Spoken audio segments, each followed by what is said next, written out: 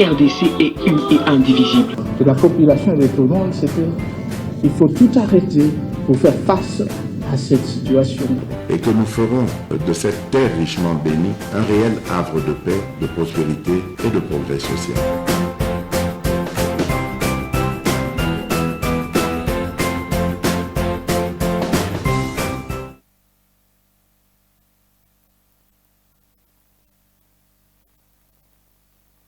Encore merci devant ces atrocités insupportables, ces images que j'ai vues hier, Tulelo.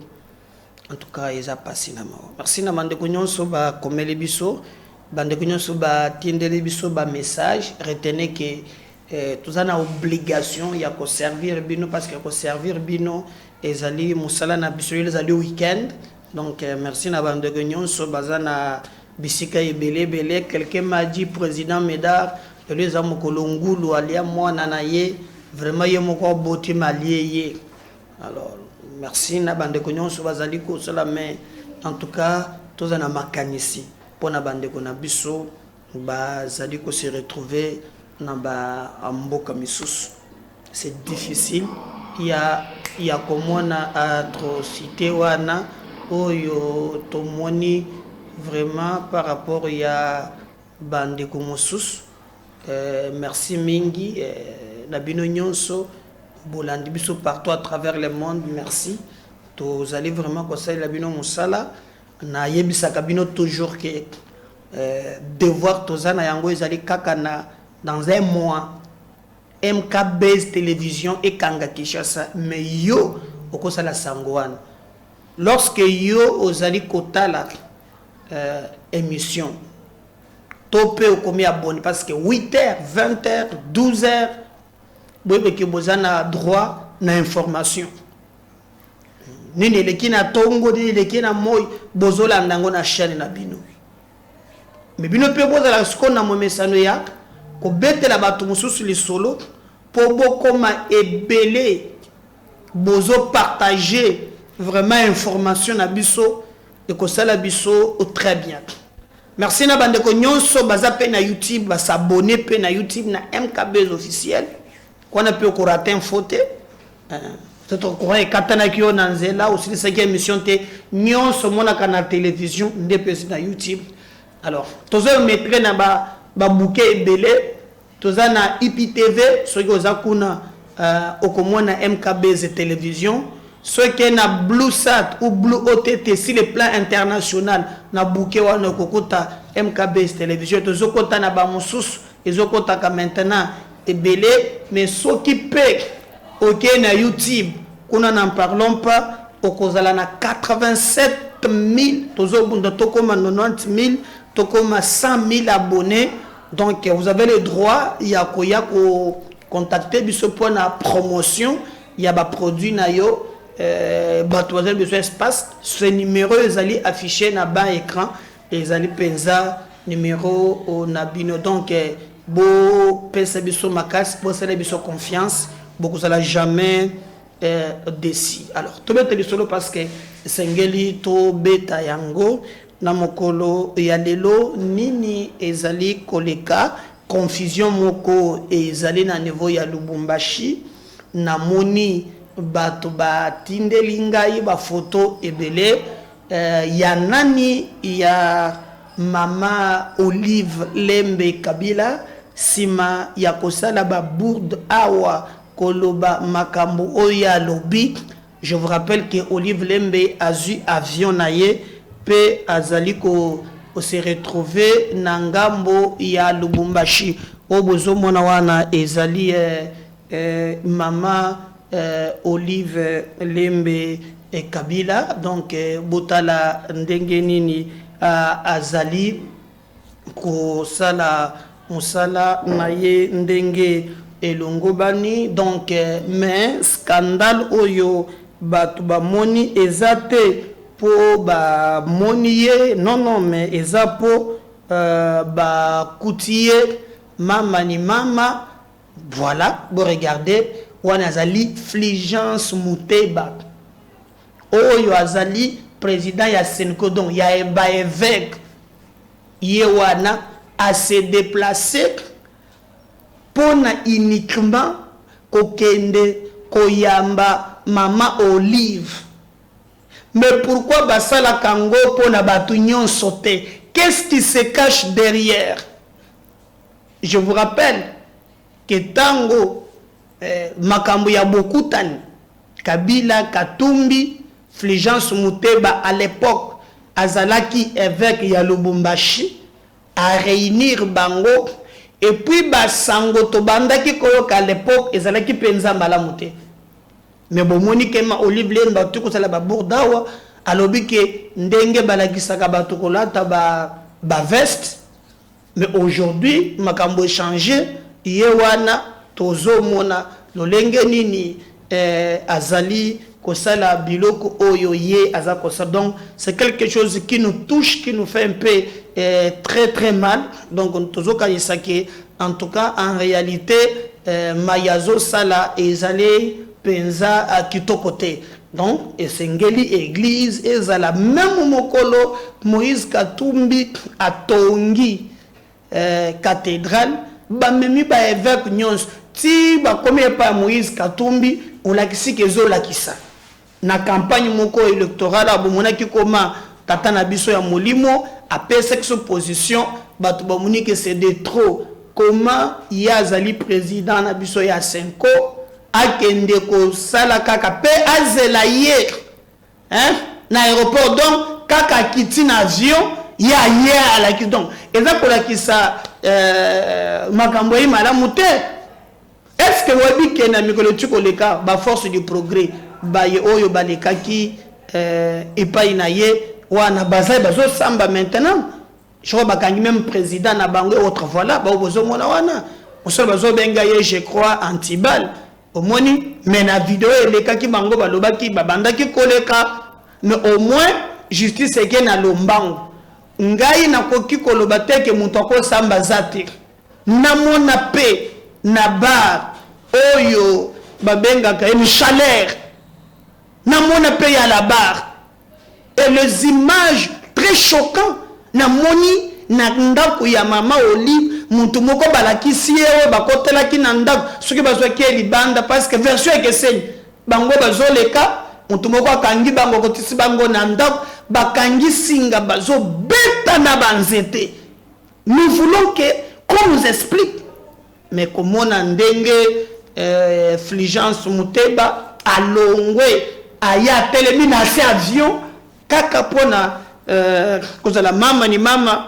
En tout cas bande kona ngai na moni yango mabe makasi. Il pouvait lui recevoir aussi mais tous ses honneurs aux élèves qui représentaient l'église ba évêque mais aux zones à penchant moko boye et quand il va parler de l'autre en tout cas c'est pour que ça la camone se passe. C'est pas normal. Ces images là est choqué batubele batindelinga yango ngana le bimbo. Qu'est-ce que moi je vais faire bango bako sala banko ba yebi mais au moins il faut opinion ayeba et yango parce que mutu moko pe abimi il s'appelle Olivier Kamitatu. Olivier Kamitatu alobi wazo sala ja ko deviner oh alobaki ke koyiba hymne nationalité a félicité qui va changer ba tricher ba élection a félicité qui suis-je mais aboyi kokende naye na guerre ya 6 jours qui suis-je alors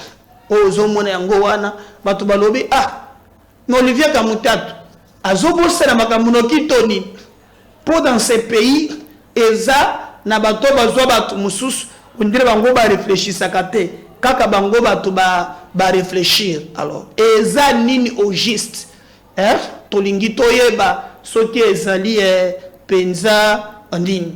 Alors nde toye komona keno likanisi wana ezali mabe makasi na lolenge makambo ezali kokende et toye kotala en réalité au fond eza katumi muto batami sima parce que yé moko Olivier Kamitatu pe asimbi pe munduki biso ndi recherche ye wanati Kamitatu ye wana biso pe tokala bagage lobi TV na biso et continue ça mabele bimisi mboji et ye nango lui n'est pas saint donc pour lui azo changer ye wana na munduki colonel Kamitatu Hein?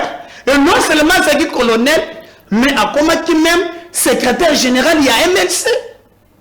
Alors, et le réseau soyez le kola bemba, le baki ke katumbi, a yebi koyemba, hymne national te. A kosi, katumbi a yemba, débat clair. Caméra, zenda ndoko melaka biloko wana. Chibuchi di caméra, debout congolais, et sili. Olia kotikalaka, kochubaka bemba ba biloko ya sese. Yo ne peut simba minduki. Hein? Nani même ata colonel P Thomas Louak. Yepé. Nani a yebi di kambote to bakeno ni nyonso bon sa charger na Jean-Pierre Bemba Gomo. Bon si la veut dire que boyebi baba Katumbi yebi alobi na yote. Yona, yepé colonel. Kout erona Bemba zalaka jeune. Hein? Moko zo matana vieux moko bo tala bogar tala yewan. Mbila ce que nous avons fait nyonso boche na nzoto bolati saye kaka obi no bosali bo byango lisusu te ko kama mbuga hoyo to ba wanga na kaba bwake la kaba to musubert. Ce n'est pas moi, c'est lui. Ini bo monite mbuga na biso Jamal bazo 57 millions. Les seuls pays na mona mbongo ezokende ba millions. Tout le monde est innocent. C'est très grave. Na yoki bolandi journal balobi Nicolas Kazadi abandi ko fota ba 1000 vers na procédure d'urgence. Félix Tshisekedi a yeba kité. Bon na banque centrale a vérifié kité. Tango bokolo boko kangisa bato. Responsabilité c'est l'autre. Personne n'assume ce qu'il a eu faire. Alors quand on gère le pays, devoir redevabilité Ezali. Donc on doit retenir que ça tire dans tous les sens et tout le monde a l'élo comment on va forcer que ça la manso juste kakapo na ko détruire bandekwana basala sabango mabe bamona ki bazali en tout cas koluka kosala makambo eza na sens te en tout cas ezali penza malamu atamukete donc on continue à travailler avec vous tous les jours qu'on peut sabino makas mais surtout nous vous disons beau partager beau liker beau commenter na YouTube bino bozan tente beau de programmer boko zwa makambo nyonso wana mais avant Olive Lembe akende na Lubumbashi bobo sanateke awa asalaki bourde na bourde na ya lobaki il a cité nommément Jean-Pierre Bemba Gombo donc Bemba za cible bato mikolo mingiao Kabila a raté yete côté Moussouba a raté yete mais il a cité nommément na histoire de na Gelem. Je vais vous réfléchir la mémoire. Regardez avant que Akende Lubumbashi Fulgence Azelaye Nassia Viona Bafler, regardez ce qu'il avait dit à Kinshasa. On revient juste après. On les a envoyés soi-disant pour venir m'éliminer physiquement ici. Ils étaient un nombre de combien? Bon, je ne sais pas estimer ils étaient un nombre de combien, mais ils étaient très nombreux. Les images, les quelques images qui ont été prises vers la fin, quand ils ont commencé à les maîtriser. Mais sinon, ils sont venus très nombreux. Il y a quelques images qui pourront témoigner de cette attaque. Et ils ont voulu commencer à jeter des cocktails pour d'abord brûler tous les véhicules qui se retrouvent ici à l'extérieur de la parcelle et puis avec intention de forcer le portail pour rentrer jusqu'à l'intérieur de la résidence. Et en résumé, moi je dirais que tout ceci est la conséquence de la violation du périmètre sécuritaire de la résidence du président honoraire de la République démocratique du Congo, Joseph Kabila Kabange, qui, selon moi et pour moi, est et restera le père de la démocratie de ce beau et grand pays, la République démocratique du Congo. Nous allons résister parce que nous sommes dans notre pays. Nous sommes nés ici, au Congo. nous avons grandi ici, nous avons étudié ici, nous produisons jusqu'aujourd'hui ici au Congo. Je ne sais pas si c'est ce genre de bandits qui peuvent nous convaincre d'abandonner notre pays et notre population. Non. J'interpelle le président de la République actuel. J'interpelle l'ex-ministre de la Défense, M. Jean-Pierre Bemba, qui, selon, entre guillemets, les informations reçues, ou était à la base de la destruction du périmètre sécuritaire de la résidence du président honoraire de la République démocratique du Congo, juste et seulement pour chercher la voie de passage de ce camion et aller construire sur son chantier qui se trouve à quelques mètres d'ici. Vous voyez maintenant les résultats de ce que vous avez cherché. Vous êtes content. J'en profite pour demander à Dieu, mon Seigneur, et faire les vœux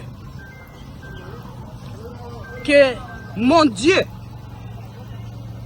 tous ceux qui veulent du mal à mon mari, à sa famille biologique, à ses enfants, sa famille politique, et de surcroît au peuple congolais, parce que le président Joseph a beaucoup de gens qui espèrent en lui.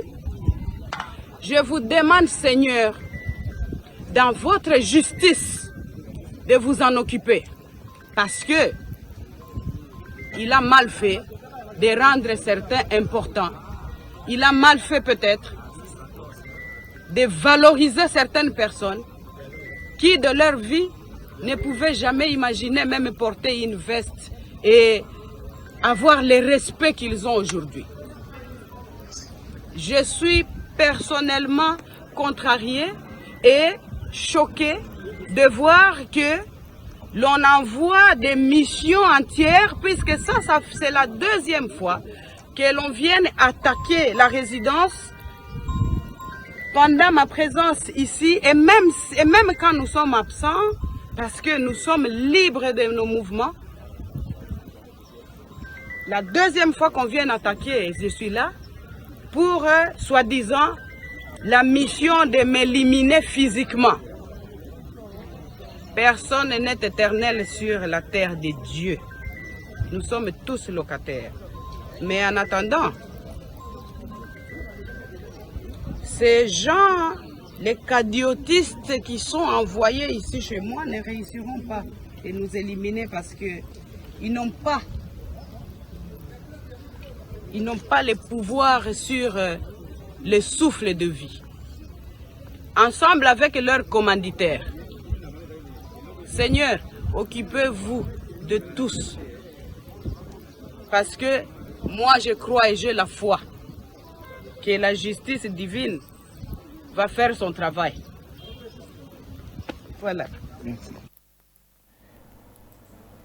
Akangi pe bato na ndako bazobeta bango tozela banquête epesa biso nini wana comme naza pour que basambisa bandeko ya force du naza pe pour basambisa pe bato nyonso oyo ya PPRD basala makambo mabe makasi. Deux poids, deux mesures. Parce que les sombres qui va passer sur le lot, c'est pour dire que bango basala bazaba nzambe te. Tout ça ndenge moko bosam. Alors, Eliezer Tambwe ayena makambo asika. Eliezer bandeki koloba PPRD azo récupérer babiloko nyonso, IDPS azo tala au pouvoir ya ndenge nini. Ah. Toto la mukaka pour Eliezer makambo changer. Oh, est-ce que Fatou Moutou Benga a yébissé? N'a yébité. Mais il a dit, oh, pour na makambu ya Sénat, choix ya Fatou Eza sans Malukonde.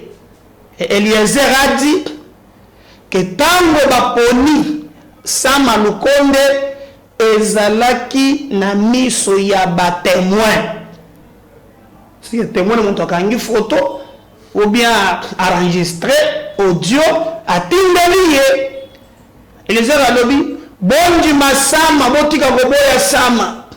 Bonji maye parce que yenda za choix ya président Sama Lukonde Yewan, ancien premier ministre. Botuko ka Dani Banza a menacé fort Dani Banza. Bien que Zakari peut recadrer hier. Mais Dani Banza alobaki non. En tout cas, choix oyo ya Tshisekedi ezalaki sama Tshisekedi a pour rouler bisoté, il peut se imposer per bisoté. Aujourd'hui c'est Eliezer oya bimi alobi choix ya président pour le Sénat, c'est Sama Lukonde, c'est qu'on suppose que il y a des informations que bisoto zanangote, mais bon retenir déjà que IDPS a boy. Alors, pas question de céder présidence à Sénat, surtout que Ekende Nangambu ya Équateur, non, et non, et non.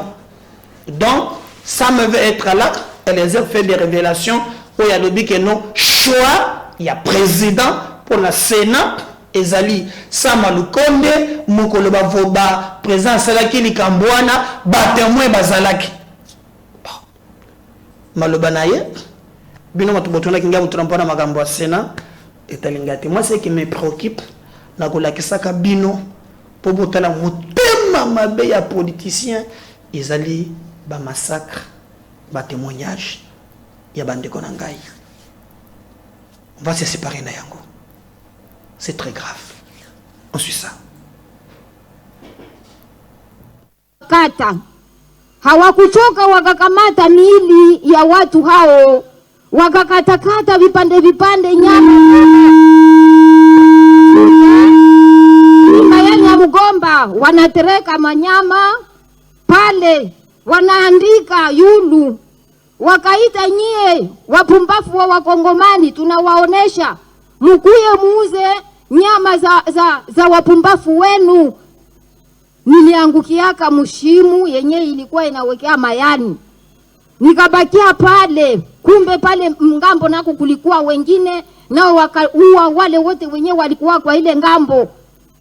Wandugu wakakuya sasa wanaenda angalia, nikalia mwa ile ili mara moya mwanamke sasa alionaka sasa ba mama benjake na wengine ba mumilima wanaanza kuya mbio, ba malehe wote walisha evacuer wanafika zake. Mara moya mwanamke akasema bwana hapa vinakuwa vya danger, kumbe twende. Na ndio vile mara moya Sande aye kozwa biso atoke alobi bino bajinga butoke hapa, tunaona hapa iko njia ya sie kupita, tuko naona badui yetu ba Rwanda biko pale mbala moko ye moko soda Uganda wana agide biso na balabala kokoma na balabala kaka bombe mususu eko kwea na ndaku oyo biso to bandai kofanda na fami wana tokomi na balabala to panzali na tikali ngamoko izole na yeba kite soki na landa nani na komi ko baluka na kota na ndaku oyo mabe na kende boye mabe wana na zoe batenzoka leki na ngamoko akima kitango bazouta na classe akima kina ba voisin na biso bakeko leki akeko se retrouver na 58 km.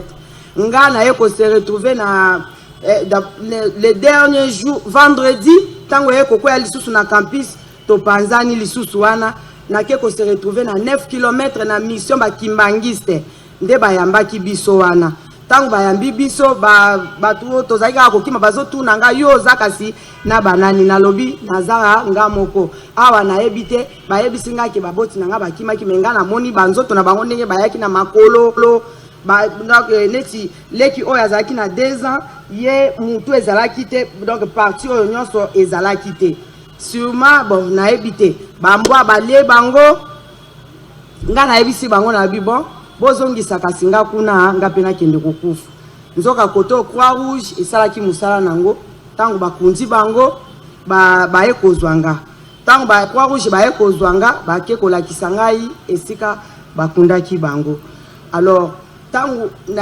nazali kaka na maboko ya nini ya ba Croix Rouge nde mutu moko o bakima na petite sœur alobite leki na ye moko azali aza me toyebi place akete ba rassurer biso ke aza batuninga esko okopesa ba identité na ye na pesi identité tangu na pesi identité bake koya na leki na ngai azalaki na etani. Vous pouvez imaginer na moni leki na ngai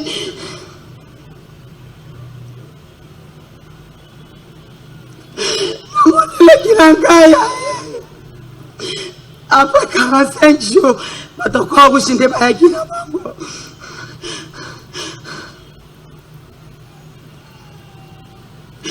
aviva ya pasi bao bazao binga na koma stare ki victime na sadini to salinini ugate na pande na moka biso ba maboti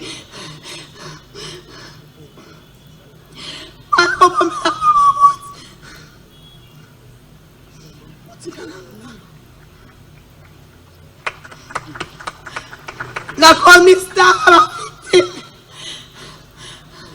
kota malokazate ezanga moko te tozapele ba eya droit tolobika merci lelo nde na dibike bakotina bakunda mbi grâce à Fonarel Maman Denise Kero ici kozali merci na babola yo okundeli na bakoti mukeo nasaka kwa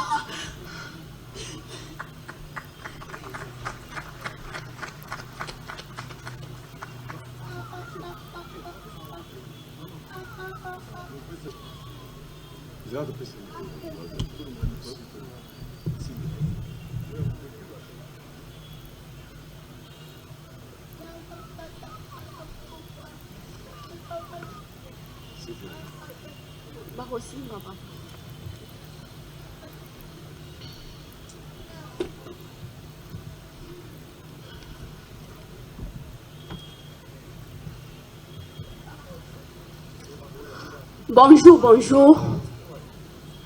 Nabengami na kombo ya Tete Solo. Naza victime ya guerre ya 6 jours. Ezalaki le 5 juin 2000 na 10 heures. Nazalaki encore na 9 ans. Nazalaki na 3e primaire. Mbala moko kaka toyoki masasi ebandi kobeta. Na lobi nyango. Masasi. Na lobi nelso na ke na kabine et pas maman eza musika. Toki ma même na orphelinat à face ya méthodiste. Toki mi wana ngana leki nanga. Tokoti na se ya mbetu. Tozalaki 3 personnes na grande sœur tokutaki. Mbala moko tokoti na se ya mbetu ezalaki koto ba Rwandais, koto ba Ugandais biso na kati. Affrontement na bango wana bombe za kobeta na ndenge te. Mbala moko bombe gwe place tozalaki na se ya mbeto pou panzi makolo nanga bazunga bakoti singa na chambre mususu kuna ndenge masasi ezalaki moye ezate ya mibale eye kaka ezwinga mbala lisusu ebuki lisusu mwa espoir o ezalaki peut-être bainga ba bongisa na tika na moko epanzi bakimi batikinga balobi akufi biso to yeba ndenge ya kokima batikinga l'air na reprendre na bendani na salon na simbika likolo yango yango na simbi boye na fandi wana na kati ya mulili bato bazoya bakota bazokufa ka libanda bato bazoya bakota po toza na nzela bazokufa yaya na biso moko aye alobi mutu azawa tenga na lobi nga nazali yo pesa nga mai namela apesi nga mai nameli nazina sopi na pota epeli nga nabi kovanda te yo kendo benga mama ake kobenga mama na se ya masasi wana mama ye bazunga batenga na kitoko bakimi nanga nase ya masasi wana donc ndenge ezate mama nanga lobi akenda kufa na hôpital tokomi nazalaki victime ya liboso na hôpital général docteur soki azwi akati na likolo moko ndenge masasi ezobeta moko wana azwaki atipi yango kana babonde alobi peut-être toko traité akotikala na moko moyen ezate minganga bakimi tomoni ke neti clinique eza en face bakene nanga kuna bakene nanga na clinique kuna pe minganga bazali soute donc traitement ezate bako parents nanga bakomo sokola bango moko lokolo eke ezobeba epoli ebimi bakusu après docteur azongi alobi mwana wana azonga kaka bake kozwanga na clinique bazongi singa na hôpital général kotala boye ekomaki trop tard makolo nanga epoli ezobimisa bakusu docteur akati ya mibale natikali ampité na âge ya 9 ans vi nanga ebebi nazalaki nini mpona mérite ase boye lelo vi nanga ebebi kasi innocente bato mibale babima kuna baya babundao biso tosibir biloko boye nazosouffrir vi nanga eruine mpona bainconi mpona nini kolo wana nazosouffrir nalataka nde baprothèse famille nanga toza pauvre prothèse oyo ezokute 5 000 $ na famille oyo wapi mpona zwa yango nasouffraka makasi nakanisaki lelo Uganda indemnisé nakozala soulagé même nazwa baprothèse mais confusion yango te nazomona nazokontinue kosouffrir ti lelo quand même namoni na acte oyo fo na rêve esali na cimetière epesinga espoir peut-être na bango fo na rêve bakozwa prise en charge na biso mama taela biso oyo tosalaki nini ngai na âge ya 9 ans nasalaki nini mama nazosouffrir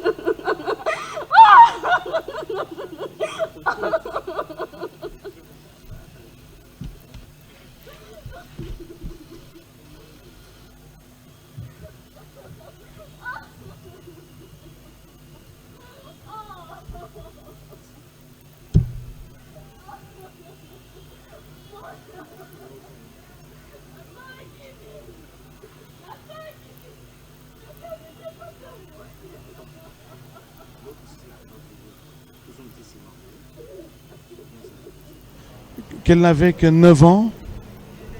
Elle a subi les pires sévices imposés par le Rwanda et l'Ouganda, deux armées étrangères qui sont affrontées sur le sol congolais. À bien vouloir passer pour son témoignage.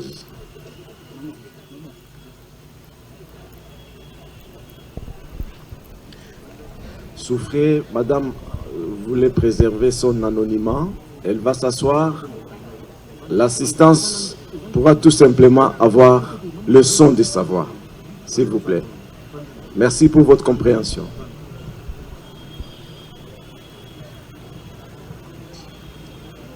Jambo. Kwa majina ninaitwa Ariete Lubuto Odete. Ninatoka Minova, niko viktime mara pili. Sorte mbili ya victime. Ninakupifisha na ninabakwa kihovyo. Ilikuwaka siku moja nikaenda kwetu kusalimia wazazi yangu. Kwetu ni mpaka ya Walikale. Mpaka ya Walikale na Masisi. Ilikuwa sasa siku moja ninafika pale, wazazi yangu walikuwa na kaseremoni kadogo. Kisha mimi nikakuya, nikapitia kwanza kuwese. Mimi napitia kuwese, ninaanza fika kuwese hivi, si aikala. Nikaanza sikia Kinyarwanda kinaanza piga mkiwanja. Nikashituka, nikaenda angalia.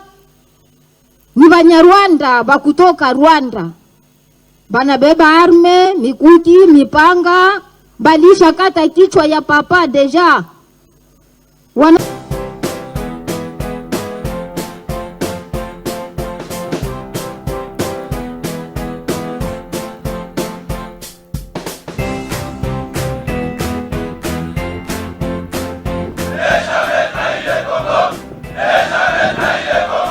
La RDC est une et indivisible. De la population et de tout le monde, c'est qu'il faut tout arrêter pour faire face à cette situation. Et que nous ferons de cette terre richement bénie un réel havre de paix, de prospérité et de progrès social.